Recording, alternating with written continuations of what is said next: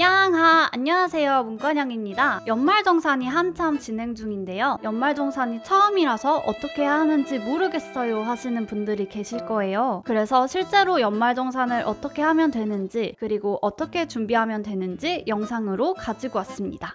연말정산이 시작되었는데 뭘 해야 하나요? 문과냥도 처음 연말정산을 했을 때 대체 뭘 해야 하는지 막막했어요. 사실 굉장히 간단합니다. 먼저 국세청 홈택스 홈페이지나 모바일 어플로 연말정산 간소화 파일을 다운받으세요. 여기에는 1년간 나의 소비, 보험, 의료비 등의 내역이 모아져 있습니다. 그리고 이 파일에는 끌어와지지는 않았지만 공제받을 수 있는 내용이 있어요. 여기에는 월세, 부양가족, 의료비, 렌즈, 안경 등이 있는데요. 이에 대한 증빙 자료를 준비하시면 됩니다. 그리고 이 자료들을 회사 양식에 맞춰서 제출하시면 되는데요.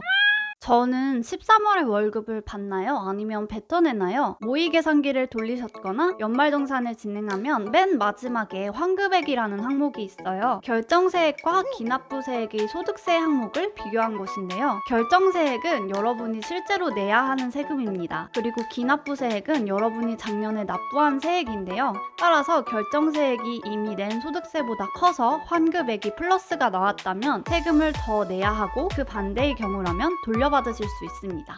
세 번째, 연말정산은 어떻게 준비해야 하나요? 연말정산이 시작되었다는 공지를 받은 후 이 영상을 보고 계신 분들이 분명 계실 거예요. 여러분이 지금 진행하고 계신 연말정산은 작년의 소비와 소득에 대한 것인데요. 즉, 이미 마감되었다는 뜻입니다. 그래서 지금 연금을 급하게 가입하는 등의 노력을 해도 올해가 아닌 내년 연말정산에서부터 혜택을 받으실 수 있습니다. 때문에 이 경우에는 공제되는 항목을 찾아보신 후 부양가족, 월세, 전세 등 나에게 해당하는 부분에 대한 서류 준비 작업을 하시는 것이 더 현실적입니다. 반면 내년에는 절대 연말정산에서 뱉지 않겠다 하시는 분들, 혹은 연중에 이 영상을 보고 계신 분들이 계실 거예요. 이 분들을 위해서 문과냥이 간단한 팁을 정리했는데요. 그런데 여러분, 팁을 먼저 말씀드리기 전에 꼭 이야기하고 싶은 것이 하나 있습니다. 정말 문과냥만이 솔직하게 알려드리는 연말정산의 실체인데요. 연말정산의 취지는 세금을 낼 만큼만 내도록 조정하는 것입니다. 결국 13월의 월급은 꽁돈이 아니라 1년간 내야 되는 것보다 여러분이 돈을 더 냈었다는 뜻입니다. 한 예를 들어볼게요. 일부 회사는 원천징수 세율을 원하는 대로 조정할 수 있어요. 지금 내는 세율보다 높게 조정하면 내년 연말정산에는 아무것도 하지 않고도 세금을 돌려받으실 수 있습니다. 이 이야기를 하는 이유는요. 어떻게 보면 결국 13월의 월급은 내 돈이기 때문에 야무지게 돌려받을 것은 돌려받되 너무 무리할 필요는 없다는 것입니다. 그럼 문과냥이 내년 연말정산을 위해서 손쉽게 할 수 있는 체크리스트를 여러분께 공유해 보도록 하겠습니다.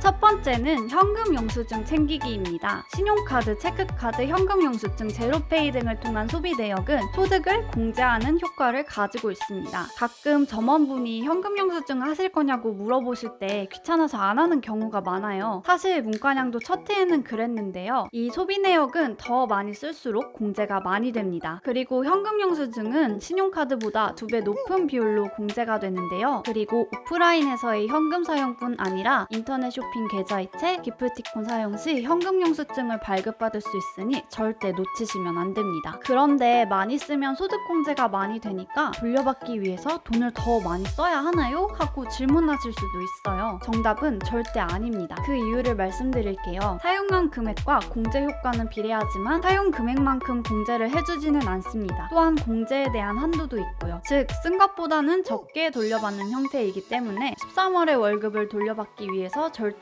무리하시면 안 됩니다. 두 번째는 삼성페이로 교통대금을 결제하시는 분들이 자주 하는 실수예요. 이 경우 별도로 연말정산을 위한 소득공제를 신청해야 합니다. 신청하기 이전에 사용한 내역은 연말정산에 반영되지 않는다고 합니다. 때문에 아직 신청하지 않으신 분들은 내년 연말정산을 위해서 이 영상을 보는 즉시 하시면 좋을 것 같습니다. 세 번째는 기부인데요. 기부금은 종류에 따라서 그 비율이 다르기는 하지만 낸 금액의 일부만큼 세금을 감면해줍니다. 그런데 단순히 현금이 아닌 재화를 기부를 하더라도 기부금으로 반영하는 경우가 있기도 한데요. 아름다운 가게, 옷캔 등의 업체를 통해서 재화를 기부할 경우 기부금으로 반영되는 경우가 있습니다. 그래서 혹시 사용하지는 않지만 다른 누군가에게 필요한 물건이 있다면 이들을 통해서 기부해보시는 건 역시 추천드립니다. 마지막은 개인연금입니다. 만약 여러분이 연말정산에서 뱉었다면 가장 많이 듣는 이야기는 연금 가입했어? 일 건데요. 문과냥도 하나 가입하기는 했지만 가입하고 나서 아차한 부분이 있어요. 그래서 개인연금을 가입하기 전에 알았으면 좋았을 걸 하는 부분을 말씀드리려고 합니다. 일단 연금은 중도해약 시 원금을 그대로 돌려받기 힘듭니다. 그래서 내가 이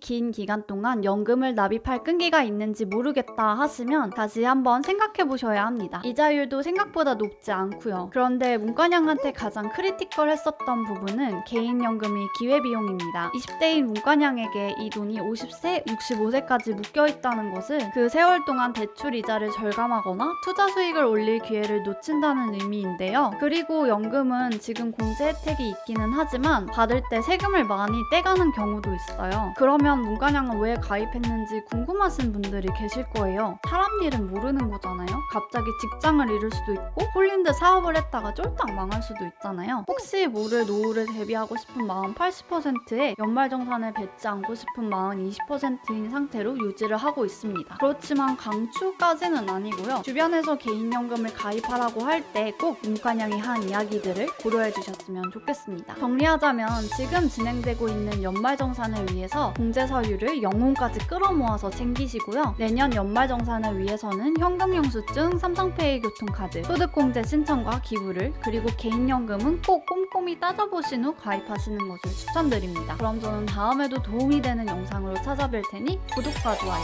눌러주세요. 감사합니다.